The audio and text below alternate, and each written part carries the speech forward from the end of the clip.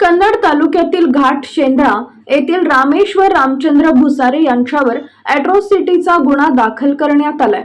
समाधान भीमराव गायकवाड वय वर्ष 42 हे घाटशेंद्रा ग्रामपंचायतचे उपसरपंच आहेत। रविवारी 11 वाजण्याच्या सुमारास घाटशेंद्रा येथील गणपती मंदिरासमोर आरोपी रामेश्वर भुसारे यांनी समाधान गायकवाड यांना जातीवाचक शिवीगाळ करत तू गावचा काय विकास केला हे मला माहित आहे, तू तुझ्या पदाचा राजीनामा दे, तुझी पदावर राहण्याची लायकी नाही असे म्हणत जीवे मारण्याची धमकी दिली आणि लाता बुक्क्यांनी मारहाण केली।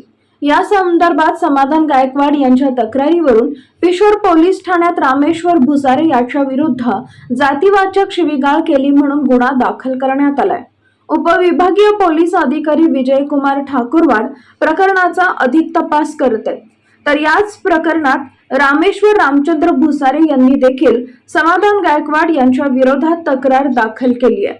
समाधान गायकवाड याने मला गच्ची धरून पकडून खाली पाडले व गुंडागर्दी जमा करून मारहाण सुरू केली। यात शिवाजी गहिनाथ नागोटे, गणेश लक्ष्मण गवळी, भाऊसाहेब नारायण गवळी, शामराव रामराव सुर्वे सर्व राहणार घाटशेंद्रा यांच्या विरुद्ध पिशोर पोलीस ठाण्यात गुन्हा दाखल करण्यात आलाय।